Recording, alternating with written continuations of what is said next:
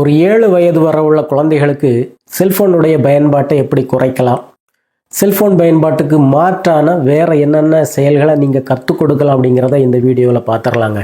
குழந்தைங்க ஒரு 4 மணி நேரத்துக்கு மேலே ஒரு நாளைக்கு செல்ஃபோனை பயன்படுத்துகிறாங்கன்னு சொன்னால் அது ஒரு அடிக்ஷன் சொல்கிறோம். 5 வயசில் அந்த குழந்தை என்னென்ன பழக்கங்களை கற்றுக்குதோ அதே தான் 15 வயசுலையும் அது தொடர்ந்து கண்டினியூ பண்ணும். அதனால தான் எப்போதுமே 5 வயசுக்கு கீழே உள்ள குழந்தைகளுக்கு ரொம்ப கவனம் கொடுங்க, ரொம்ப நேரம் கொடுங்க, சரிதானே, அவங்களுக்கு சரியாக கற்றுக் கொடுங்க அப்படிங்கிறத நம்ம அடிக்கடி சொல்கிறோம். செல்ஃபோன் பயன்பாட்டை உங்கள் குழந்தைகள்கிட்ட இருந்து குறைக்கிறதுக்கு நீங்கள் என்னென்னலாம் செய்யணும் அப்படிங்கிறத சொல்கிறதுக்கு முன்னால் என்னென்ன நீங்கள் செய்யக்கூடாது அப்படிங்கிறத சொல்லிடுறேன், கவனமாக கேளுங்க. முதல்ல குழந்தைகள்கிட்ட ரொம்ப தாழ்ந்து போய் கெஞ்சாதுங்க. செல்ஃபோனை கொடுத்துட்றா, அம்மாவுக்கு ஃபோன் பண்ண வேண்டியது இருக்குடா, ரொம்ப நேரமாக பார்த்துக்கிட்டு இருக்கிறாடா அப்படி சொல்லி அந்த குழந்தைகள்கிட்ட கெஞ்சினீங்கன்னு சொன்ன அந்த குழந்தை கண்டிப்பாக உங்களுக்கு அந்த செல்ஃபோனை தரப்போகிறதே இல்லை. ரெண்டாவது, ஆசை தீர்ந்த பிறகு அவனே கொடுத்துருவான், சரிதானா, 1 மணி நேரம் 2 மணி நேரம் பார்த்த பிறகு அவனாட்டே டயர்டாகி தந்துடுவான் அப்படின்ட்டு விட்டு கொடுக்குறது. செல்ஃபோன் பயன்பாட்டை பொறுத்தவரையில் குழந்தை பட்டு திருந்தோன்னு நீங்கள் விட்டு கொடுக்கவே முடியாதுங்க. அது பட்டு கெட்டு குட்டிச்சோவராக தான் போகுமே தவிர செல்ஃபோனை ஒருபோதும் உங்கள்கிட்ட திரும்ப கொடுக்காது. மூணாவதாக பார்த்தீங்கன்னா, குழந்தை கையில் செல்ஃபோன் எடுத்து எப்பவும் விளையாடிட்டு இருக்கிறத அல்லது செல்ஃபோனை பார்த்துக்கிட்டு இருக்கிறத பார்த்த உடனே திட்டுறது, கத்துறது, கோபப்படுறது, இதெல்லாம் எந்த வகையிலையும் பயன் தராதுங்க. பாரு எத்தனை மணி நேரம் வேஸ்ட் ஆக்கிட்டா பாரு, 3 மணி நேரமாக செல்லை வச்சு விளையாடிக்கிட்டு இருக்கிறேன், அந்த செல்லை பிடுங்கி அடுப்புக்குள்ளே போட்டால் தான் நீ சரியாகும்னு நினைக்கேன், கையை ஒட்டிச்சிருவேன் நீ அந்த செல்லை தொட்டியானா, இப்படியெல்லாம் சொல்லி மிரட்டினீங்கன்னா அந்த குழந்தை ஒருபோதும் திருந்த போகிறது இல்லைங்க. நாலாவதை பார்த்தீங்கன்னா, நீங்களாகவே அந்த குழந்தைக்கு லஞ்சம் கொடுக்கறது. நீ நல்ல பிள்ளையா நடந்தியனா, தம்பி பாப்பாவை அடிக்காமல் இருந்தியான்னு சொன்னால், அழாமல் அடம்பிடிக்காமல் இருந்தியான்னு சொன்னால் அம்மா உனக்கு செல்ஃபோனை தருவேன், இப்படி பாராட்டுக்காகவோ ஒரு பரிசு கொடுக்கறது போலவோ செல்ஃபோனை நீங்களே எடுத்து கையில் கொடுக்கறது, இதுவும் ஒரு நல்ல வழக்கம் கிடையாதுங்க. சரி, அப்போ எப்படி தான் இந்த குழந்தைகள் கையில இருந்து செல்ஃபோனை நம்ம எடுக்கிறது, செல்ஃபோன் பயன்பாட்டை குழந்தைகள்கிட்ட இருந்து குறைக்கிறது அப்படின்னா, முதல்ல குழந்தைகள் கையில் செல்ஃபோனை கொடுக்காமலே இருக்கிறது நல்லதுங்க. ப்ரிவென்ஷன் இஸ் பெட்டர் தேன் கியூர்னு சொல்கிறாங்க இல்லையா, அந்த தடுப்பு முறையை நீங்கள் கையாளணும். செல்ஃபோனால் இவ்வளவு பிரச்சனைகள் இருக்குதுன்னு உங்களுக்கு தெரியுது, அப்போ எதுக்கு நீங்கள் எடுத்து கையில் கொடுக்குறீங்க, அப்போ எதுக்கு பெற்றோராக நம்ம இருக்கிறோம், சரிதான. சில மாத்திரைகள் மருந்துகளில் குழந்தைகளுடைய கை எட்டாத தூரத்தில் வைங்கன்னு சொல்லி எழுதியிருப்பாங்க, அப்படி ஒழிச்சு வைக்கிறோமா இல்லையா, அது குழந்தைக்கு ஆபத்தானது, அதை எடுத்து ஒழிங்கிடும் அப்படி சொல்லி மறைச்சு வைக்கிறோம். அதே போல தாங்க செல்ஃபோனும்.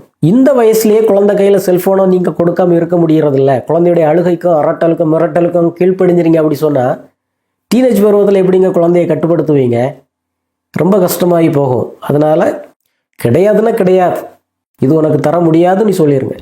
ரெண்டாவதாக பார்த்தீங்கன்னா, உங்களுக்கு தெரியாமலே அந்த குழந்தை செல்ஃபோனை கையில் எடுத்தாலும் உடனே அந்த குழந்தை கையிலேருந்து அந்த செல்ஃபோனை எடுத்துருங்க. எந்த விளக்கமும் நீங்கள் கொடுக்க வேண்டாம், இது ஆபத்தானது, இது உனக்கு தேவையில்லாதது, அதை தான் அந்த குழந்தைக்கு நீங்கள் திரும்ப திரும்ப சொல்லிக் கொடுக்கணும்.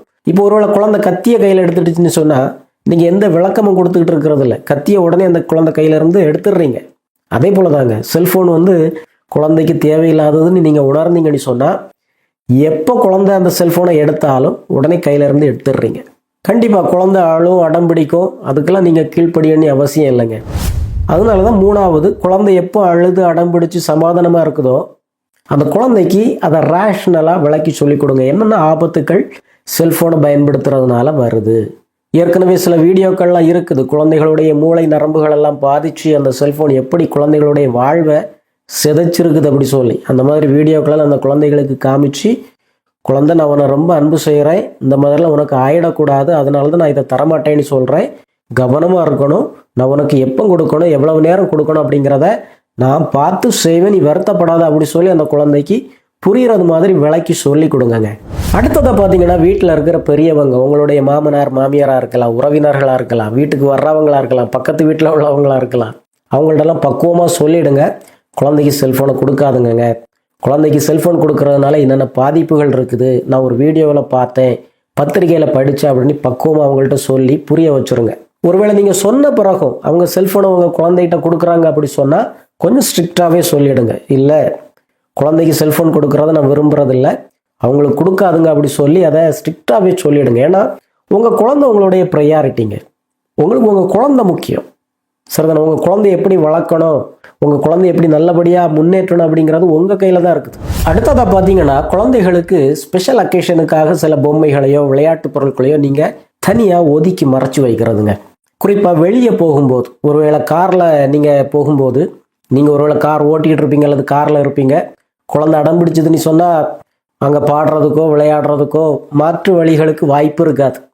அப்போ அந்த குழந்தை இதுவரை பார்க்காத ஒரு டாயையோ பொம்மையையோ விளையாட்டு பொருளையோ நீங்கள் எடுத்து கொடுத்தீங்கன்னு சொன்னால் குழந்தை ஆர்வமாக விளையாட ஆரம்பிக்கும். செல்ஃபோன் எடுத்து கொடுக்க வேண்டிய அவசியம் வராது. அடுத்ததை பார்த்தீங்கன்னா ஒரு டைம் ஃபிக்ஸ் பண்ணுறதுங்க. நான் ஏற்கனவே சொல்லியிருக்கிறேன், ஒரு 3 வயசுக்கு கீழே உள்ள குழந்தைகளுக்கு அரை மணி நேரம் தான் செல்ஃபோன், அதுக்கு மேலே கிடையாது. ஒரு 3 வயசுலேருந்து 7 வயசு வரைக்கும் நீங்கள் 1 மணி நேரம் மேக்சிமம் பயன்படுத்தலாம். அதுவும் நீங்கள் கூட இருந்து அந்த குழந்தைக்கு ஏதாவது விளக்கி கொடுத்தா மட்டும் அதை பயன்படுத்த கொடுங்க, அல்லது தனியாக கொடுக்க வேண்டாம்னு சொல்லியிருக்கிறேன். குழந்தை ஸ்கூலுக்கு போகாமல் வீட்டில் இருந்தாலும் சரி, குழந்தை ஸ்கூலுக்கு போனாலும் சரி, அந்த குழந்தைகிட்ட ஒரு டைமை சொல்லிடுங்க. காலையில் ஒரு 15 நிமிஷம் நீ காலையில் எழும்பி குளித்த பிறகு நான் உனக்கு 15 நிமிஷம் அந்த செல்ஃபோனை காமிச்சு கற்றுக் கொடுப்பேன். சாயங்காலம் நீ ஹோம்ஒர்க்லாம் பண்ணி முடித்த பிறகு சாப்பிட்றதுக்கு முன்னால் அம்மா கொஞ்சம் ஃப்ரீயாக இருப்பேன், அப்போ நான் உனக்கு அந்த செல்ஃபோனை காமிப்பேன் அப்படி சொல்லி ஒரு நேர கட்டுப்பாடை விதிச்சிங்கன்னு சொன்னால் முதல்ல அந்த குழந்தைக்கு கொஞ்சம் ஒரு கோபமும் எரிச்சலுமா இருக்கும். ஆனால் போக போக பழகிக்கும். மற்ற நேரங்களில் செல்ஃபோன் கிடைக்காது. காலையில் இந்த நேரம் கிடைக்கும், சாயங்காலம் இந்த நேரம் கிடைக்கும். அதுவும் அம்மா வீட்டில் ஃப்ரீயாக இருந்தால் மட்டும்தான் கிடைக்கும். அந்த மாதிரி அந்த குழந்தை கற்றுக்கோங்க. மற்ற நேரங்களில் செல்ஃபோனை கேட்டு உங்கள்கிட்ட அதிகமாக தொந்தரவு செய்ய. அடுத்ததை பார்த்தீங்கன்னா, குழந்தை எப்போ போர் அடிக்குதுன்னு சொன்னாலும் உடனே வருத்தப்படாதுங்க. அது உங்களுடைய தப்பே கிடையாது. குழந்தை கண்டிப்பாக போர் அடிக்க தான் செய்யும். அடுத்தது என்ன செய்யணும்னு குழந்தைக்கு பல நேரங்களில் தெரியாமல் இருக்கும். அது இயல்பாக நடக்கிறது தான். என்னால் குழந்தைய ஒழுங்காக என்டர்டெயின் பண்ண முடியலை அப்படி சொல்லி வருத்தப்பட்டு நிறைய பேர் அந்த குற்ற உணர்வுலேயே அந்த செல்ஃபோனை எடுத்து கையில் கொடுத்துட்றது. 2 பெற்றோருமே வேலைக்கு போகிற சூழல் நிறைய குடும்பங்களில் இருக்குது. அது மட்டுமல்ல, புது குழந்தை ஒன்று பிறந்துடுச்சுன்னு அப்படி சொன்னால் அந்த முதல் குழந்தைய கவனிக்கிறது கொஞ்சம் சிரமமாக தான் இருக்கும். ஆக குழந்தை எனக்கு போர் அடிக்குது, நேரம் போக மாட்டேங்குது, எனக்கு செல்ஃபோனை கூட அப்படி சொல்லி கேட்ட உடனே செல்ஃபோனை எடுத்து கொடுக்கணும்னு அவசியம் இல்லைங்க. குழந்தைய தனியாக விட்டாலே போதும். செல்ஃபோன் உனக்கு கிடைக்காது, உனக்கு விருப்பப்பட்டதை செய் அப்படி சொல்லிட்டாலே போதும். நீங்கள் இப்போ என்னுடைய சின்ன வயசில் வீட்டில் செல்ஃபோனும் கிடையாது, டெலிவிஷனும் கிடையாது. அப்போ நான் எப்படி விளையாடினேன்? எனக்கு போர் அடிச்சிருக்காதா? கண்டிப்பாக போர் அடிக்கும். போர் அடிக்கும் போது தாங்க குழந்தையுடைய மூளை சிந்திக்க தொடங்கும். சரிதானா? எப்படி என்ன செய்யலாம், என்ன கண்டுபிடிக்கலாம், ஏதாவது விளையாடணுமே அப்படி சொல்லி குழந்தை சிந்திக்கும் போது தான் அதுக்கு கண்ணில் போடுற கல்லாக இருக்கலாம், பேப்பராக இருக்கலாம், பொம்மைகளாக இருக்கலாம், அதை வச்சு குழந்தை விளையாட பழகுதுங்க. நம்ம மண்ணில் வீடு கட்டி விளையாடலையா? ஒரு மரக்கட்டையை கார் மாதிரி ஓட்டி விளையாடலையா? நமக்கு எப்படி ஒரு மரக்கட்டை காராக தெரிஞ்சுது? அதுதான் நம்முடைய சிந்தனை. எல்லா குழந்தைகளுக்குமே அந்த மூளையில் புதுசாக கண்டுபிடிக்கிறதுக்குள்ள திறமை இருக்குது. அப்போ குழந்தை போர் அடிக்குது, எனக்கு நேரம் போக மாட்டேங்குது நீ சொன்ன உடனே செல்ஃபோனை கையில் எடுத்து கொடுத்துட்டீங்கன்னு சொன்னால் குழந்தைய மேற்கொண்டு சிந்திக்கிறதுக்கு நம்ம விடுறது இல்லையே. குழந்தைகிட்ட எப்படி ஒரு கற்பனை திறன் வளரும், ஒரு கிரியேட்டிவிட்டி வளரும். அதனால உடனே செல்ஃபோனை எடுத்து கொடுத்து குழந்தையுடைய அந்த தேடுதலுக்கு ஒரு ஆப்பு வச்சிடாதுங்க, ஒரு பிரேக் போட்டுறாதுங்க. அடுத்ததை பார்த்தீங்கன்னா, கொஞ்சம் உற்சாகமான பெற்றோரை நம்ம இருக்கணுங்க. குழந்தைகளுக்காக கொஞ்சம் நேரமும் கொஞ்சம் எனர்ஜி நமக்கு கொடுக்க முடியலன்னு சொன்னால் நம்ம என்ன பெற்றோருங்க? வீட்டில் ஒரு ஆடோ அல்லது ஒரு மாடோ வளர்த்தா கூட அதுக்காக எவ்வளவு நேரம் கொடுக்க வேண்டியது இருக்குது, எவ்வளவு உழைப்பு கொடுக்க வேண்டியது இருக்குது, அதுக்கு புல் எடுத்து போட வேண்டியது இருக்குது, புண்ணாக்கு வைக்க வேண்டியது இருக்குது, தண்ணி ஊற்ற வேண்டியது இருக்குது, எவ்வளோ வேலைகள் செய்கிறோம். ஆனால் ஒரு குழந்தைக்கு, ஒரு மனித குழந்தைக்கு ஏன் நேரத்தை கொடுக்கவும் கொஞ்சம் வேலை செய்யவும் தயக்கப்படுறோம்? குழந்தை கையில் செல்ஃபோன் போகுதுன்னு சொன்னாலே அந்த பெற்றோர் ஒரு சோம்பேறி பெற்றோராக இருக்கிறாங்க அப்படி சொல்லி தான் அர்த்தங்க. நான் ஏற்கனவே சொல்லியிருக்கிறேன், ஒரு செல்ஃபோனால் உங்கள் குழந்தையுடைய 5 புலன்களையும் திருப்திப்படுத்தவே முடியாது. குழந்தையுடைய பார்த்தல், கேட்டல், தொட்டு உணர்தல் இதையெல்லாம் ஒரு செல்ஃபோனெல்லாம் நிவர்த்தி பண்ணவே முடியாது. அதுக்கு நீங்கள் தான் கொஞ்சம் மெனக்கடணுங்க. கொஞ்சம் விளையாட்டுக்களையும் பாட்டுக்களையும் நீங்கள் தான் கற்று குழந்தைகளுக்கு சொல்லிக் கொடுக்கணும்.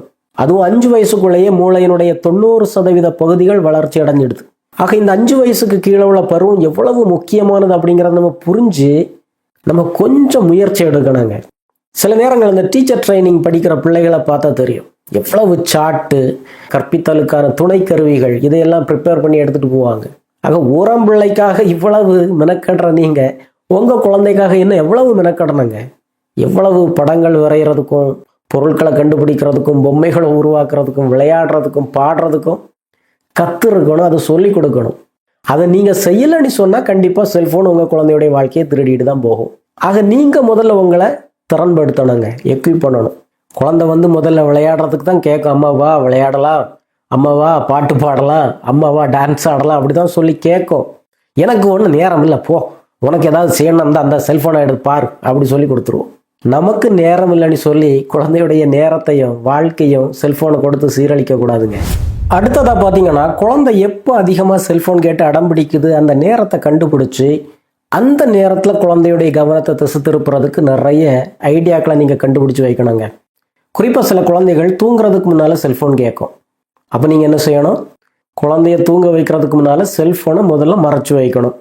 மறைச்சி வச்சுட்டு அந்த குழந்தை பக்கத்தில் போய் உட்காந்து நல்ல கதைகளை சொல்கிறதுக்கும் குழந்தைகிட்ட அந்யோன்யமாக பேசுகிறதுக்கும் தொடங்குனீங்கன்னு சொன்னால் குழந்தை செல்ஃபோனை பற்றி தேடவே செய்யாதுங்க. சில குழந்தைகள் சாப்பிடும்போது செல்ஃபோன் கேட்டு அடம் பிடிக்கும். அப்போ அந்த குழந்தைகளை ஒரு தோட்டத்துக்கோ வீட்டுக்கு வெளியவோ கூட்டிகிட்டு போகலாம். ஆடு கோழிகளை காட்டி குழந்தைகளுக்கு சோறு ஊட்டலாம். ஆக இந்த மாதிரி குழந்தை எந்த நேரம் செல்ஃபோனை கேட்டு அடம் பிடிக்குமோ அந்த நேரத்தில் குழந்தையுடைய கவனத்தை திசை திருப்புறதுக்கான நிறைய ஐடியாக்களை உங்கள் கைவசம் வச்சுருக்கணுங்க.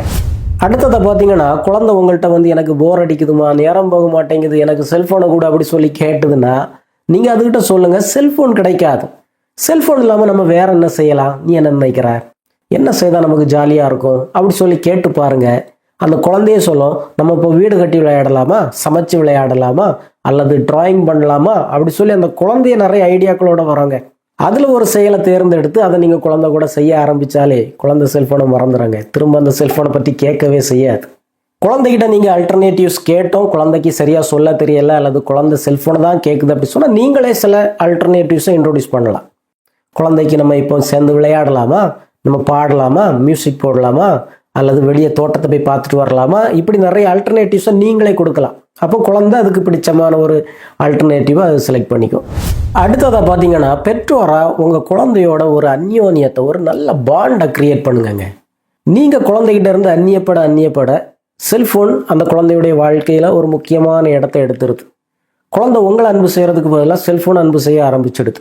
நீங்கள் சொல்கிறத கேட்குறதுக்கு பதிலாக செல்ஃபோன் சொல்கிறத கேட்க ஆரம்பிக்குது. ஏன் அதுக்கு இடம் கொடுக்குறீங்க? வேலைக்கு போனால் கூட வந்த பிறகு அந்த குழந்தையை கட்டி பிடிச்சி ரொம்ப அந்யோன்யமாக குழந்தை உங்களுக்கு எவ்வளவு முக்கியம் அப்படிங்கிறத வார்த்தையினாலையும் செயல்னாலையும் செய்து காமிங்கங்க. அந்த குழந்தைக்கு உங்கள் மேலே ஒரு அன்பும் ஒரு பாசமும் இருந்தால் தான் நீங்கள் சொல்கிறத கேட்க தொடங்கும், உங்கள் கூட பேச தொடங்கும், நீங்கள் விளையாட கூப்பிடும்போது உங்கள் கூட வந்து விளையாடும். ஆக அந்த ஒரு கேப்பை விட்டுறாதுங்க. அந்த கேப்பை விட்டிங்கன்னு சொன்னால் செல்ஃபோன் வந்து உங்கள் குழந்தையுடைய வாழ்க்கையை திருடிட்டு போயிடும். கடைசியாக பார்த்தீங்கன்னா, நிறைய எக்ஸ்ட்ரா கரிக்குலர் ஆக்டிவிட்டீஸை உங்கள் குழந்தைகளுக்கு அறிமுகப்படுத்துறதுங்க. சின்ன வயசுலேயே அந்த குழந்தைகளுக்கு நிறைய கலர் பென்சில்ஸு, நிறைய பொம்மைகள், நிறைய விளையாட்டு பொருட்கள் இதெல்லாம் வாங்கி போடுங்க. கொஞ்சம் சிரமத்தை பார்க்காம உங்கள் வீட்டில் நிறைய பொருட்களை வாங்கி போட்டாலே குழந்தைகள் அதை வச்சு விளையாட பழகிக்குவாங்க. வீட்டில் எதுவுமே இல்லைன்னா தான் குழந்தைகள் உடனே செல்ஃபோனை தேடுவாங்கங்க. பொருட்களை வாங்கி போட்டால் மட்டும் போதாது, அதை வச்சு புதுமையாக எப்படி விளையாடுறது அப்படிங்கிறத நீங்கள் கண்டுபிடிச்சி குழந்தைகளுக்கு சில விளையாட்டுகளை அறிமுகப்படுத்தலாம். இன்னும் எத்தனையோ வீடியோக்கள் இருக்குதுங்க, தினந்தோறும் வந்துகிட்டு இருக்குது, நூற்றுக்கணக்கான வீடியோக்கள். டே கேர் சென்டர்களில் இருந்து, மாண்டிசோரி ஸ்கூல்ஸில் இருந்து பல பெற்றோருமே அவங்க வீட்டில் குழந்தையோட எப்படி புதுமையாக விளையாடுறாங்க அப்படிங்கிறத நிறைய வீடியோவை எடுத்து பதிவு பண்ணியிருக்கிறாங்க. இதையெல்லாம் பார்த்த உங்களுக்கு ஒரு நல்ல ஐடியா கிடைக்குங்க. ஒருவேளை ஜென்யூனாகவே உங்களுக்கு நேரமே இல்லை, நீங்கள் ரொம்ப பிஸி அல்லது கொஞ்சம் சிக்காக இருக்கிறீங்க, உங்களுக்கு குழந்தை கூட சேர்ந்து விளையாட முடியாது, குழந்தைக்கு எனர்ஜிக்கு நீங்கள் ஈடு கொடுக்க முடியாது அப்படி சொல்லி உணர்ந்தீங்கன்னு சொன்னால், சிரமம் பார்க்காம கொஞ்சம் காசு செலவு பண்ணி குழந்தைக்கு ஒரு நல்ல ஒரு மாண்டிசோரி டீச்சர் அல்லது செய்முறை வழியில் பாடி ஆடி விளையாடி குழந்தைய என்கேஜ் பண்ணுற ஒரு டீச்சரை அப்பாயின்ட் பண்ணுங்க. ரொம்ப பயனுள்ளதாக இருக்கும். நீங்கள் செய்யலாம் அப்படிங்கிறதுக்காக யாருமே செய்யக்கூடாதுன்னு இல்லையே, யாராவது ஒரு ஆள் உங்கள் குழந்தைய என்கேஜ் பண்ணி தானே அங்கே ஆகணும். அல்லது உங்கள் வீட்டு பக்கத்தில் இருக்கிற மற்ற பெற்றோரோட பேசி உங்கள் குழந்தைகளுக்குன்னு நீங்களே ஒரு டீச்சர் அப்பாயின்ட் பண்ணலாம். அவங்களுக்கு கொடுக்குற சம்பளத்தை நீங்கள் மொத்தமாக ஷேர் பண்ணி கொடுத்துக்கலாம். வேலைக்கு போகிறவங்க கொஞ்சம் அதிகமான பணம் கொடுங்க, வீட்டில் இருக்கிறவங்க அந்த டீச்சர் கூட இருந்து அந்த குழந்தைகளை கவனிக்கிறதுக்கு ஹெல்ப் பண்ணுங்க. அப்படி சொல்லி நீங்கள் ஒரு சமூகமாக ஒரு கம்யூனிட்டி சப்போர்ட் உங்கள் குழந்தைக்கு கொடுத்தீங்கன்னு சொன்னால் குழந்தைகள் ஈஸியெல்லாம் செல்ஃபோனுக்கு அடிமையாகாதுங்க. அது மட்டுமல்ல, உங்கள் குழந்தையுடைய வளர்ச்சியும் பிரமாதமாக இருக்குங்க. 5 வயசுக்கு கீழே உங்கள் குழந்தையுடைய வளர்ச்சி, அந்த மூளை வளர்ச்சி, அந்த உடல் வளர்ச்சியெல்லாம் எவ்வளவு முக்கியம் தெரியுமா? குழந்தைகளுடைய கற்பனை வளருது, அந்த குழந்தைகளுடைய மோட்டார் ஸ்கில், அந்த கை கால்களை பயன்படுத்துகிற அந்த திறன் வளருது, மூளை வளருது, பேச்சு வளருது, இசை, ஓவியம், இப்படி எவ்வளவு திறமைகள் இருக்குதோ அந்த டீச்சரை கண்டுபிடிச்சிடறாங்க உங்கள் குழந்தைகிட்ட இருந்து. நான் சொன்ன இந்த டிப்ஸை தவிர வேறு ஏதாவது நல்ல டிப்ஸ் நீங்கள் உங்களுடைய குடும்பங்களில் பயன்பாட்டில் வச்சுருக்கிறீங்க அப்படி சொன்னால் கமெண்ட் பாக்ஸில் சொல்லுங்கள், மற்ற பெற்றோருக்கு பயனுள்ளதாக இருக்கும். அடுத்த வீடியோவில் வீட்டில் குழந்தைகளுக்கு நீங்கள் எப்படி புதுமையான நிறைய விளையாட்டுகளை அறிமுகப்படுத்தலாம் அப்படிங்கிறத ஒரு தொகுப்பாகவே தரேன். தொடர்ந்து இணைந்திருங்கள். நன்றி.